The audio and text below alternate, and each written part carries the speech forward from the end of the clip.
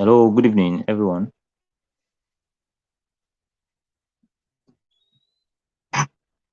Leonard, are you here?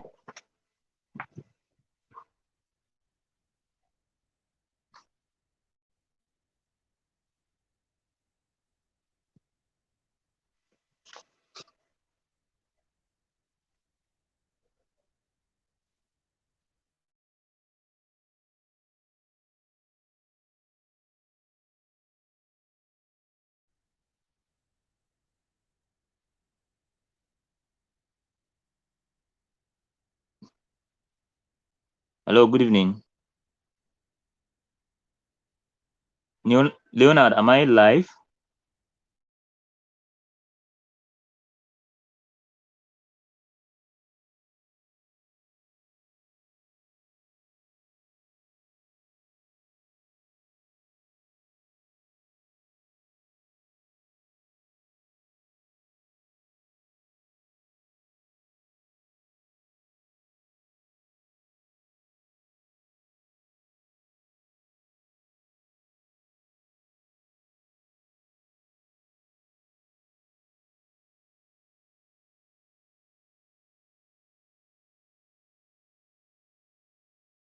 Hello, Leonard, am I live? Eh,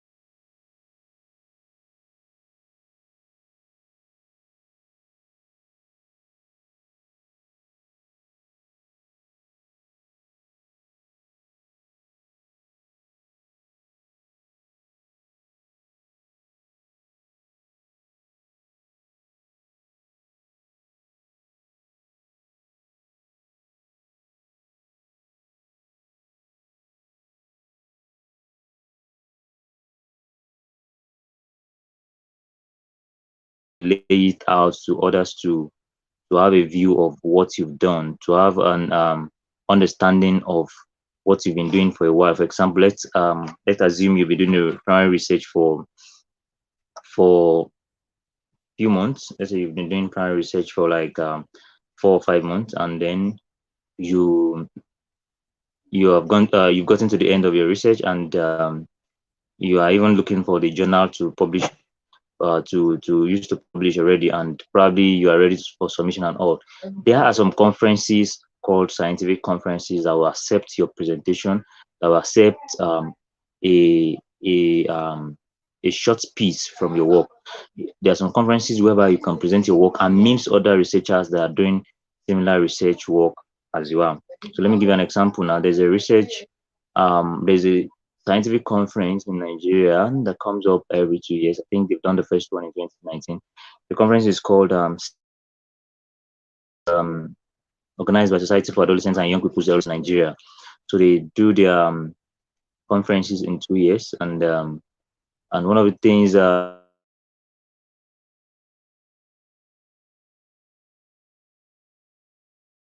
they do is that so far it's a right.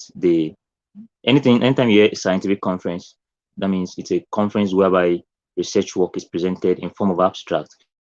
Research work is after you've done your research work, um for an undergraduate now your research work will be up to 20,000 words, or if it's just a work you want to publish that is not for your final year or maybe your masters, that may be around maybe about 5,000 words or between 2,000 and 5,000 words.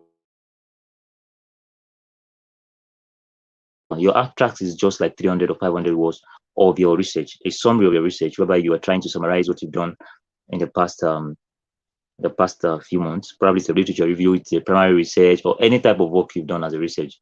Okay, so you now write an abstract from that work. So I would love to share an abstract book and show us how these abstracts are well arranged and all. So I may maybe tomorrow, if you can collect emails, send samples of abstracts, and then a conference outline of how you submit their thematic areas and all that, so that you have a glimpse of what it's like to submit abstracts for conferences and even how abstracts are written. Okay, so basically now I said an abstract would be like 500 words. Maybe it may even be as small as 150 words, maybe between 150 and 500, but most times it's no more than 500 words. And then another thing you need to know about abstracts is that there are times you write an abstract like a block, whereby you don't separate into into background, methodology, research, and conclusion. But sometimes because the way you write your research is that you have to separate your background from methodology, from the results, and then from conclusions. Most times, some of these conferences will want you to separate into these um, four sections, right? So most of these conferences will want you to do likewise, and also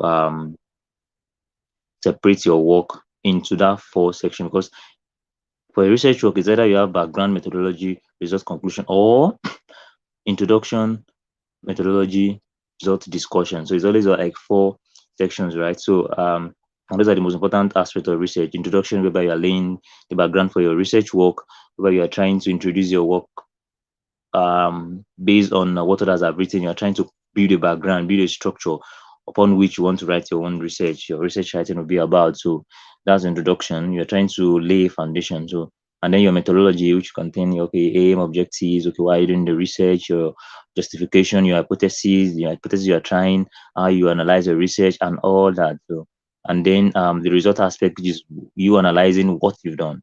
Result aspect is you analyzing what you've done, and then discussion is you trying to discuss your research in line with other research work of people who are in your area, right? So or the last section can be conclusion, where you are trying to conclude on what your result is, and coming from the perspective of what others have done in the introduction section.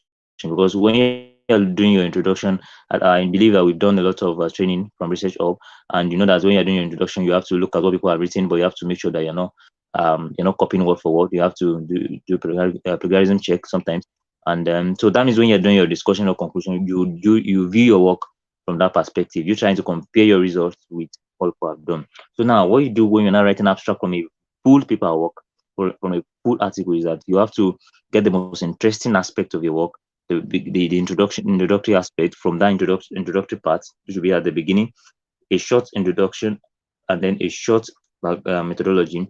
Methodology will contain maybe your sample size, your sample population, your method of research, maybe the method you're using to collect your data, the method you are using to even the type of research you are doing. Is it cross-sectional? Is it descriptive? Is it you know, is it a scoping review? So that aspect of methodology is where you describe it, and because that's actually the core of your work. Sometimes because you have to know where you're coming from as a researcher, you have to include that in your abstract too. And then from that go to your results after you've done your work. after you've done your work, at least you should come out with research. You come out with your own personal results from your work.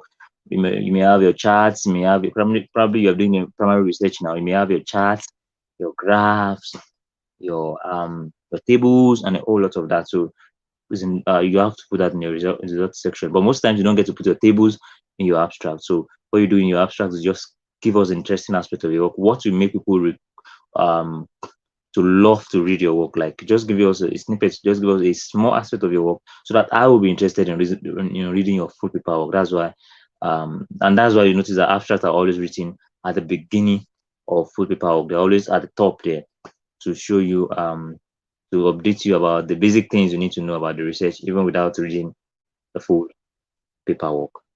So that's about abstract.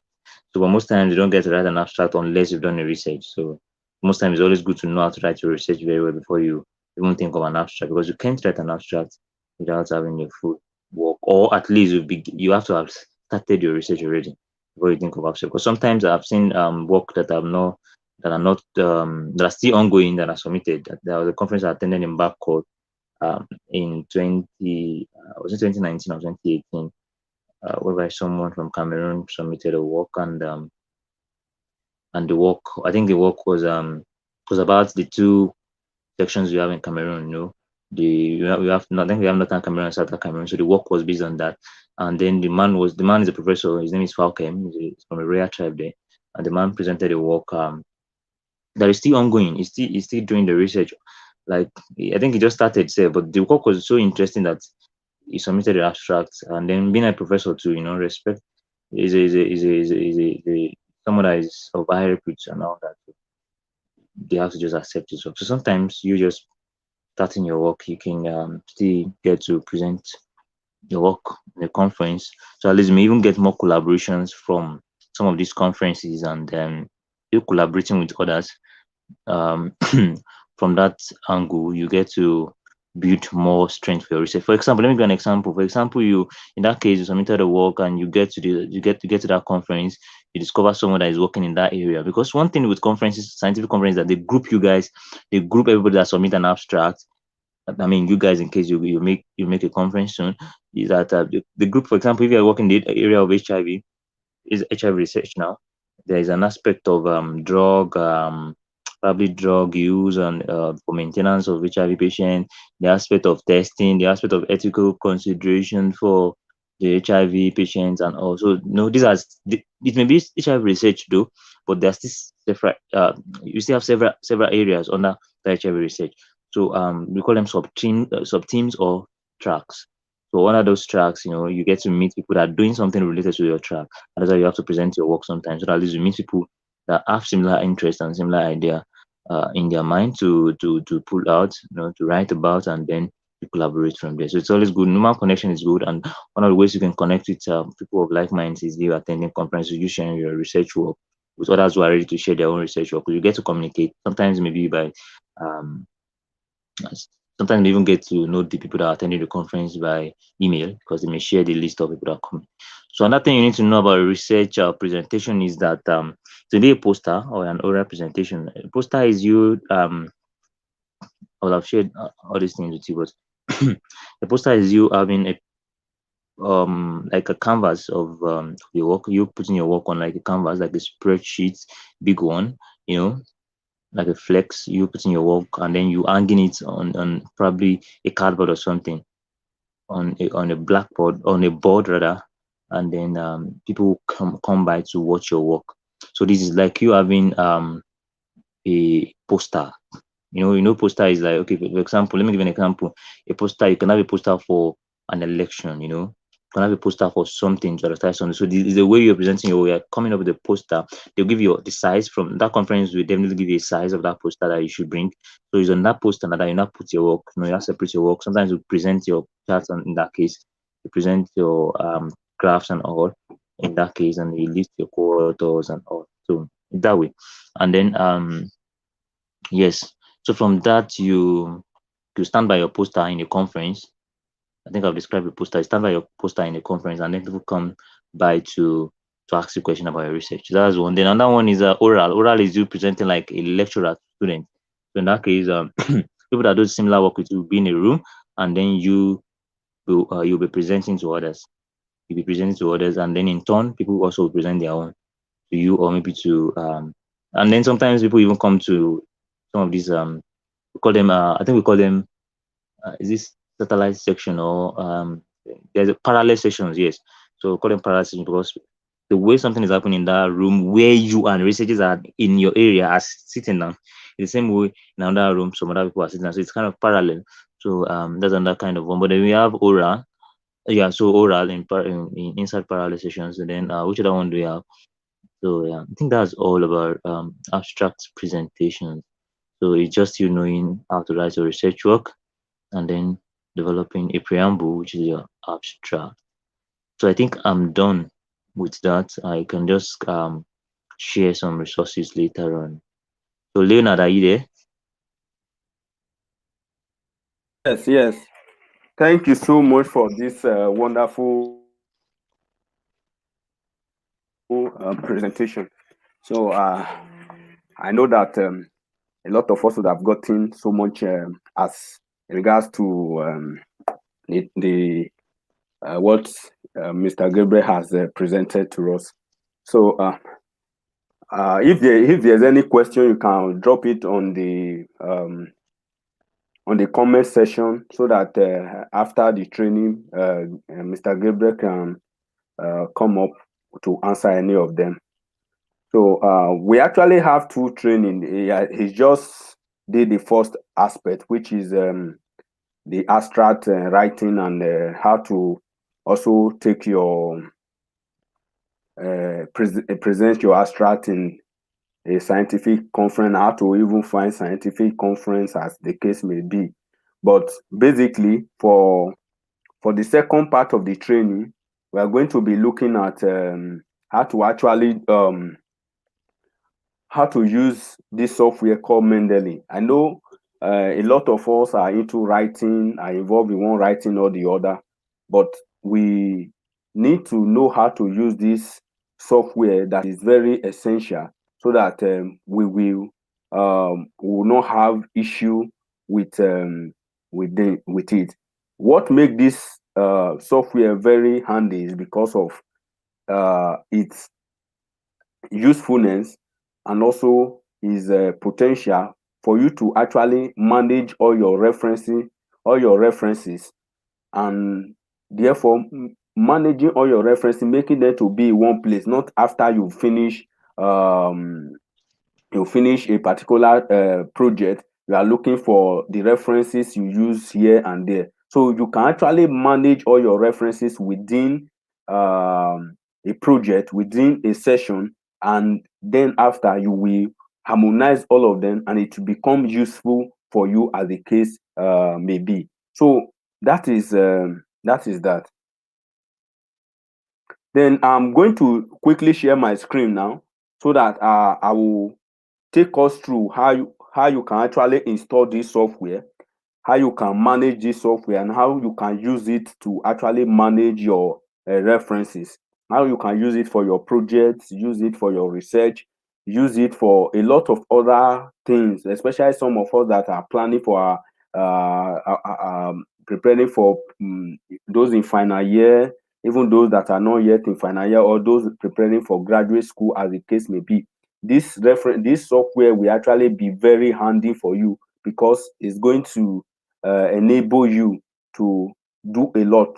Because I know, if there is one thing that I'm very sure of, that usually a great pitfall for a lot of great research that is done by undergraduate and postgraduate is inability to manage their references, which usually affect the final outcome um, of their research. So I'm going to share my screen now, and just open up to Ross how we actually how you can install that piece of software. But because I've already installed that software, so I'm just basically going to I'm basically going to uh, show us how to actually do that. So I may not be installing it directly, because I already have that software installed. So that is how we're going to go about it. So now, assuming I'm in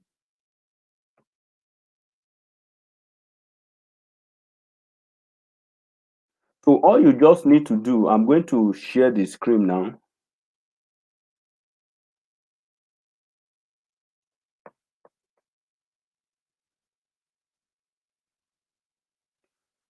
So all you just need to do is to go to your browser, your Google, then you click on Mendeley. But I must let us know that Mendeley, as it is actually there is a mobile app on, but you cannot actually use that. You can use that one to save. Maybe you are just working on the project, and as you are checking your phone, you are browsing on the phone, you see a very useful reference that is going to be useful to your work. You can actually save it on Mendeley mobile. But for you to be able to actually do this, the one that we are talking about to use with your MS Word, you have to use what we call Mendeley desktop. So as you can see here, I just type up Mendeley on my browser. So I can it can also be Mendeley referencing. It's going to bring out the same thing, but now you can see that this is a reference download reference manager software Mendeley. So once I click on this, it's going to take me, it will open up. I guess that you must be seeing my screen, which I know that is going to be visible for to all of us. So once I click on it, it's going to take a bit of time. It will come up, then to download it. So you can see it now, download for Windows. So once you just click on this download, automatically you will download it. So, and it's actually too for some of us that use iOS. This is the iOS one. Then this is the for Linux. Those that use Linux. But since mine is Windows, so I just click on this window. This window, and it's about 18 megabytes. It's not very big. So once I download it, you can see it now. It's going to download. You can see it. Okay, it's about 50. I think okay, it's about 53 MB actually. So depending on the speed of your internet, you give it a time to download. So because this is a training and I've already downloaded it, I will not allow it to finish. Then I will just cancel that. Then you can actually allow that to allow the download to complete. And once you finish downloading, you go to your download. So if I go to my download now, if I have allowed it to finish, if I have allowed the download to be completed, sorry, this is, so if I have allowed that to be for it to be completed, then I will see it in my download. And once you see it in your download, the next thing you do is to actually install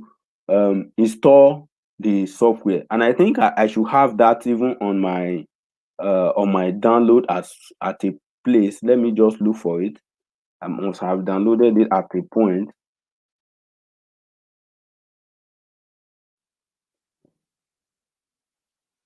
Okay, since it's not here.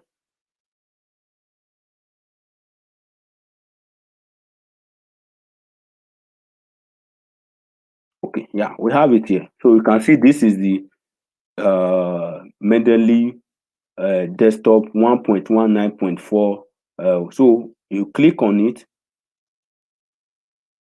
just the way you do your normal, then to tell you if you want to allow it to run, you do all the whole running. Then after you've done that, the next thing you are going to do is to actually register. You have to register the software. So once you finish downloading, the next thing that will happen is that you will come here.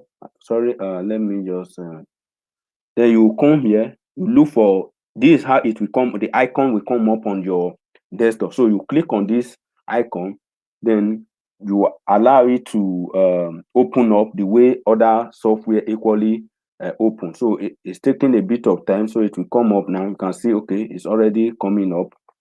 So you allow it to load.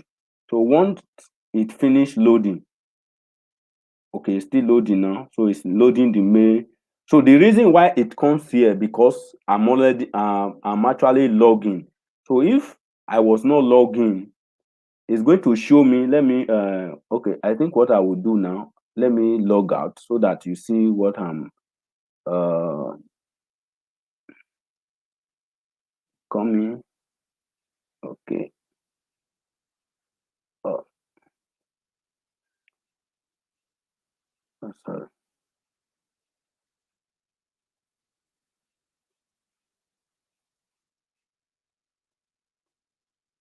All right. Okay. Okay. Basically, I think they are okay. It's having an issue. Okay. Now, if I want to log out, if I want to sign out, just click there. I've signed out. So it will bring you here. So since I'm already I've registered. If you have not registered, so you just click here. You click on register. So once you click on register, it will open up the browser for you. It will show you. I'm going to show you some of the information. They will ask for your email. Once you click your email, then you continue and the like, as the case may be. And this software was actually developed by Esivia. Esivia is one of the most popular, like a database or a publisher that actually publish some of the best journals that anyone can talk about in the whole world, as the case may be. So you log in, you put your email, then they will ask you for other information, then they will send a mail for you to verify. And once you've done that, then you can come back here and sign in. So since I already have my my login details, so I'll just do that now. Then I'll click on. So okay.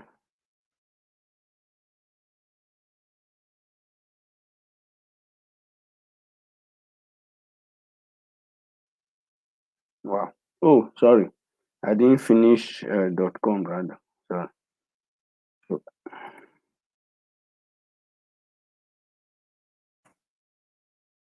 so it take you. It will immediately log in. So now I'm going to quickly take us through this software itself.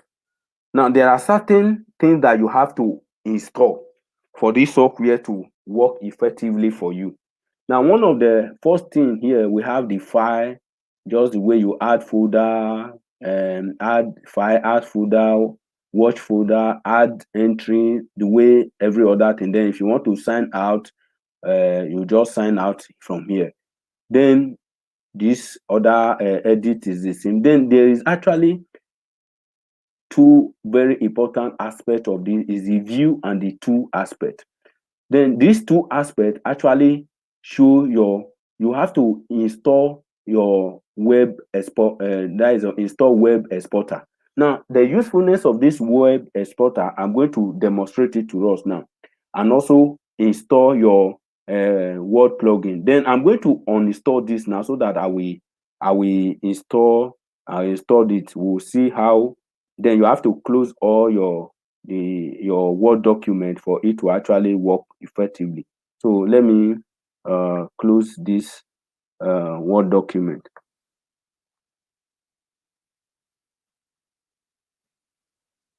So once you do that, if I go back, then you are going to see install. So it's still telling me to install. It's because that it wasn't closed. And then if I check it now, you can see that I have to install. Now, let me open an MS document for you so that you will see the differences. Now, this is MS document. We are still going to close it, but I just want to show us something now. Now, if you look at this is references. if you look at this place now, there is no Mendeley here. The reason why there is no Mendeley here is because I've not installed the Word plugin. So I'm going to close this now, and I'm going to install that the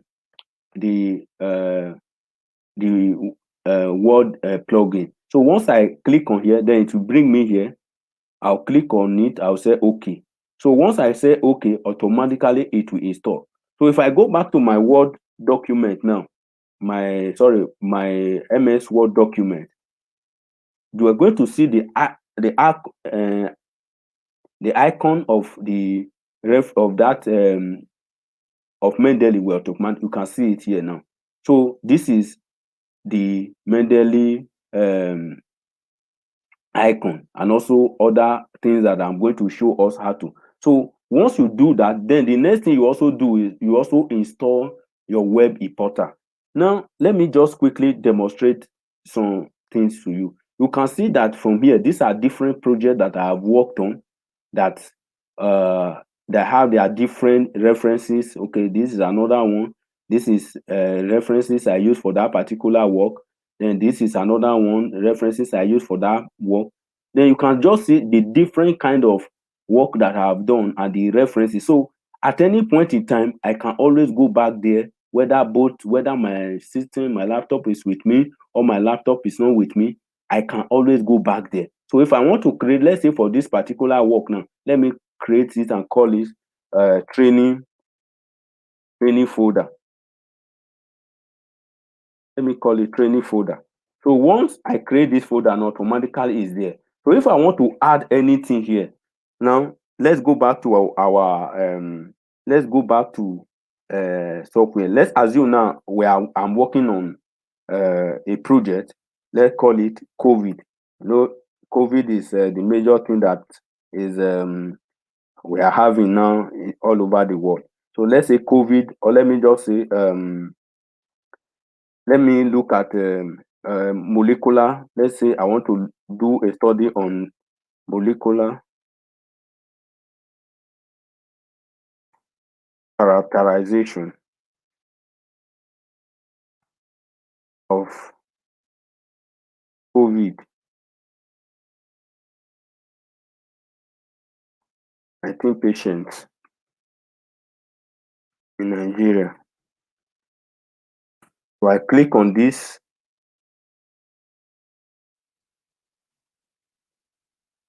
Now, this is assuming when I open up this, I hope we are following. Let's assume when I open up this particular software, there is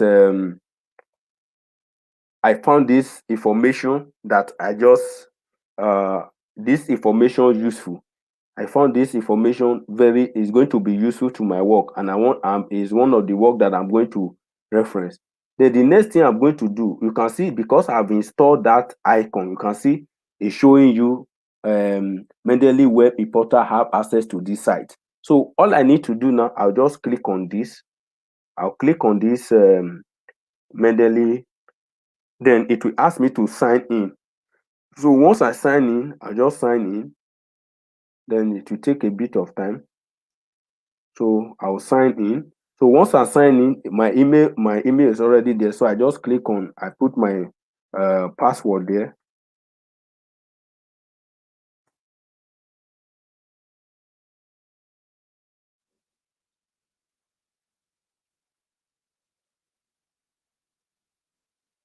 Yeah. So you can see now is linking this web to my software, to the Mendeley software. So if since this work is, I want it to be saved on I want it to be saved on training folder. So all I need to do is to actually select the folder I want it to be saved. I don't want it saved on this folder. Then I just click here. I look for the training folder. Then I will save it there. Oh, okay. It hasn't come up here. So all I need to do, I have to go and refresh. I need to go and refresh the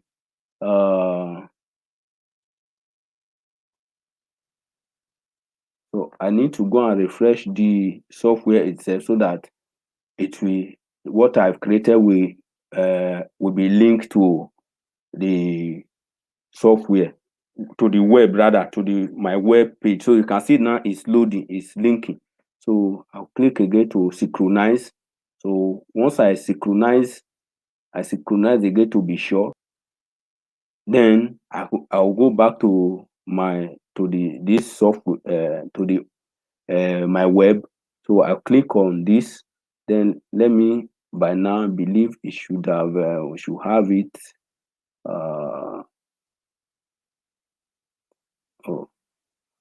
it seems it has. Okay, let me view my library. Come. So I'm going to view my library now. So once I do that, I should be able to access that particular folder. So it will take a bit of time equally. All right. So once I see it here, I'm sure that okay, can see it. It's already here now. So I should see it. So let me close this. Let me close this. And let me refresh this. So all right.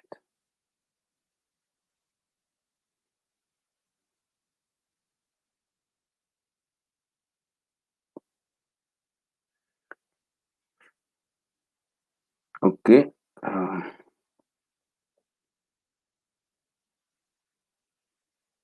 All right. So we have the training folder now.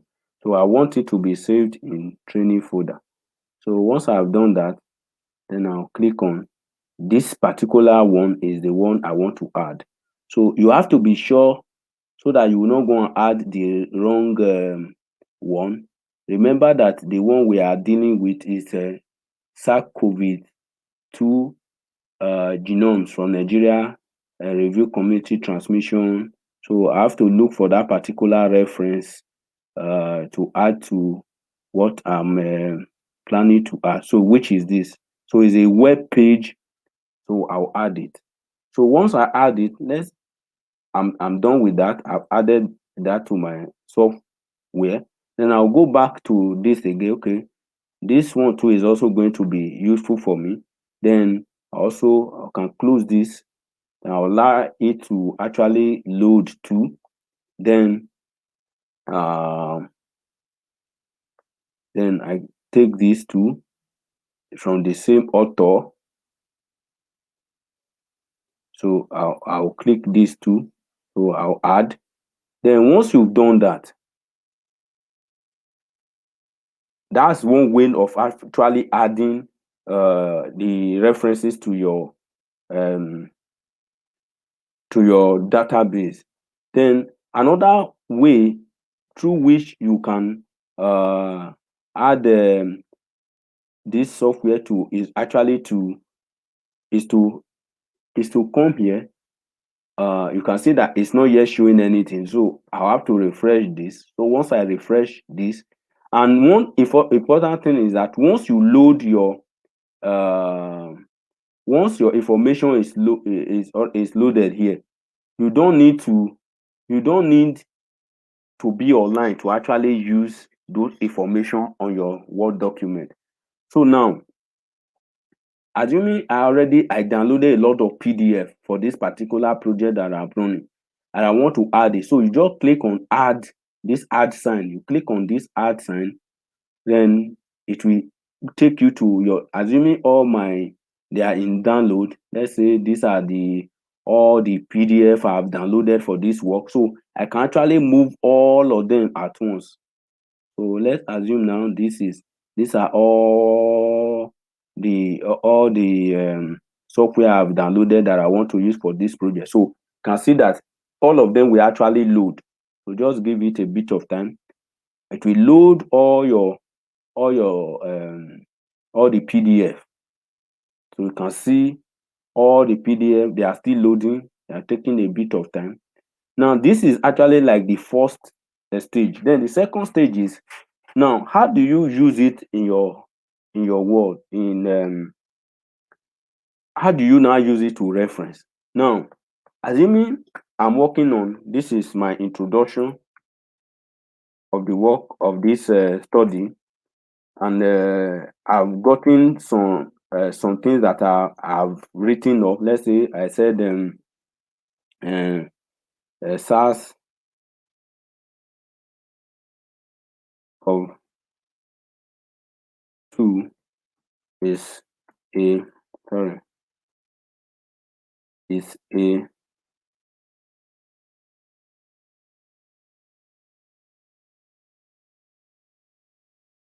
is a viral disease that has affected the whole world. Now, someone made this statement, and where I got that statement from, let's assume where I got that statement from, I'm just using this as an example, is this particular software, is this particular place, and the author of that person is actually Paul. I think it's Paul also. So it's Paul. So all I need to do is to actually copy this. I'll just copy this. Then I'll come here. Okay, this was what the person said. Then I'll say insert references. So once I say insert references, then it will bring it out for me. Then I'll click on. Now, the reason why you are seeing one, because I'm using Vancouver. That's another beautiful thing about this. Now, assuming you sent out your work to a journal, and they said that no, the referencing style you use is not. If you did your referencing manually, it's going to be an issue.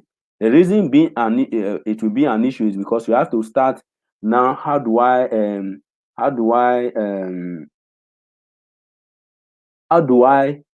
start converting to this journal? And one thing that we must know here is that these are different journals that we've submitted our work to. This one is American Journal for Tropical Medicine and Hygiene. It's one of the journal we've used. Then this is American Medical Association. This is your normal APA. Then this, we have a lot of other style. Then if peradventure all of these are not enough, you can actually click here to say show me more style. Now, for example, this is for Pan African Medical Journal. So if I intend submitting my journal to Pan African Journal, all I need to do is to just click on this and say use this style. And once I say use this style, automatically it will format it to that style. Now, assuming that is Harvard references I want to use, all I need to type is to type Harvard. It will tell me is it this or this. So once I click use this, you are going to see automatically this reference is going to change. So that is one very important thing about this software. It's a very straightforward. And once you finish your referencing, let's say okay, another one I want to also use this person, okay, WHO, or I'm just as an example that I also cite this also. I'll just say okay, also click on this. So it's going to take time, then it will bring out, I'll say okay, then it will click this. Now, assuming you want to say WHO 2009, all you need to do is to just cancel this. Then you come here and put your bracket here. There are some when you want to paraphrase some words. So you say keep reference, keep manual reference. Then you can say WHO said estimated, for example, let's say estimated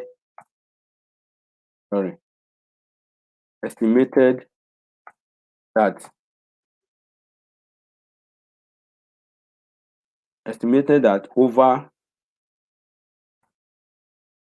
80 million individuals or people, rather, whichever one, million people globally has been affected with COVID-19, with over 2 million deaths. Now, this now with reference to after you finish all your work, assuming okay, you want all your references. If it was manual now, you have to be typing, arranging. Then all you just need to do, assuming this is where I want my references to be. So I just type my references here, references. Then I will go down, put my cursor where I want. Then I will say insert bibliography. So once I say insert bibliography, then it will come. Now, assuming that okay, this I send it to the journal, they say no, is America, this is the journal they want, it will give me. So that is one very important aspect of this thing. Now, assuming okay, is a APA, then the same thing. So whichever style you are looking for, the journal, the type of journal you are looking, there are over 12,000 different journals that have their references that actually built into Mendeley. So this is just a summary of what you can actually do with this software. So I'm going to stop sharing now in case there is any question or regarding what we've spoken about, then you can ask your question and that's it.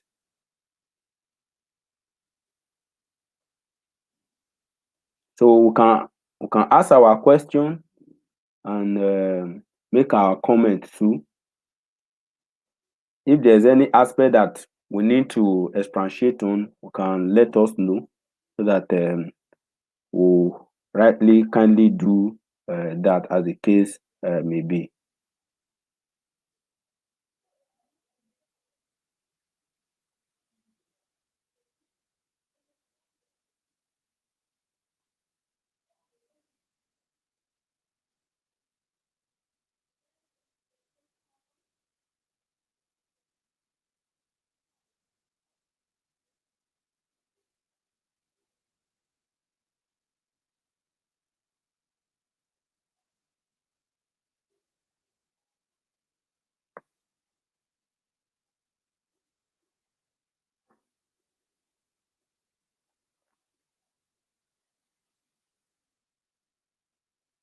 So we can ask our questions, then we'll respond to it.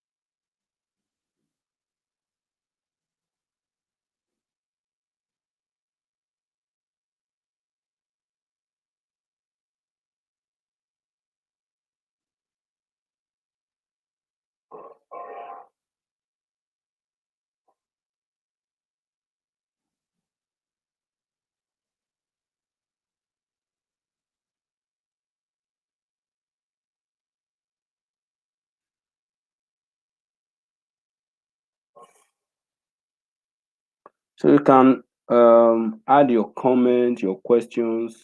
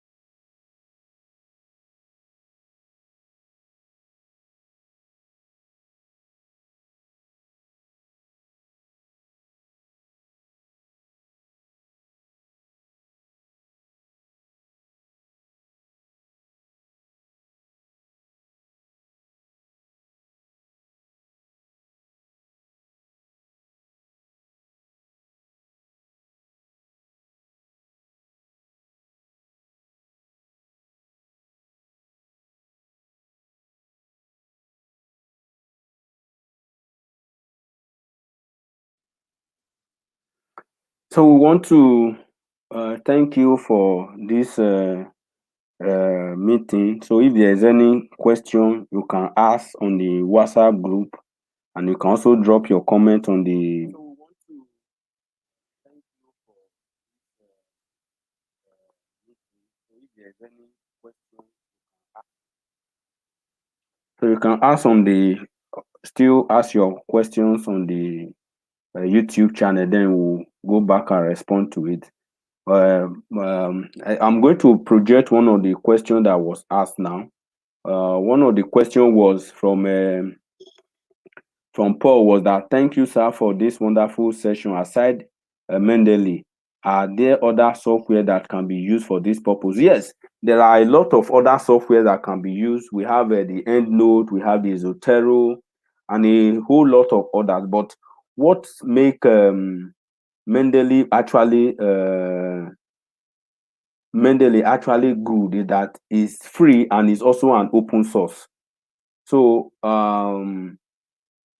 what make it an open source is that, for example, my school where I did my masters, their referencing style was not imputed in is an APA, but there is a modified type of APA.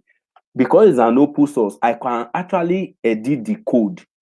Just because that one is not really very necessary, you can actually edit the coding of APA to now suit your school type.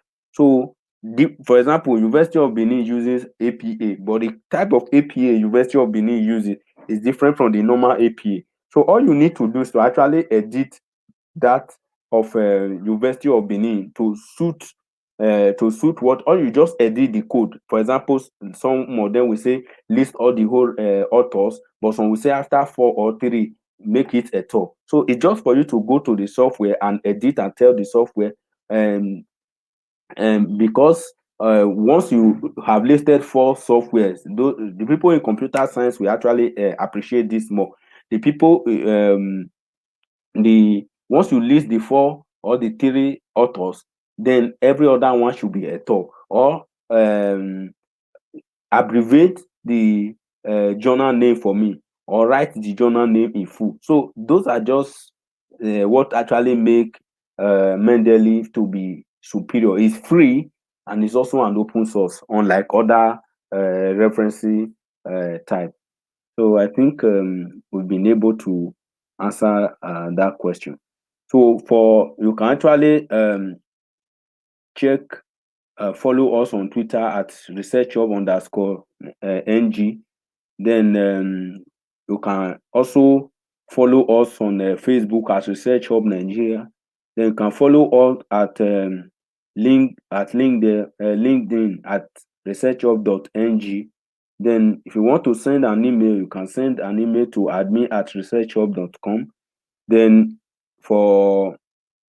can visit website to actually know more about our work too at www.researchhub.ng. So we thank you for joining in for this session.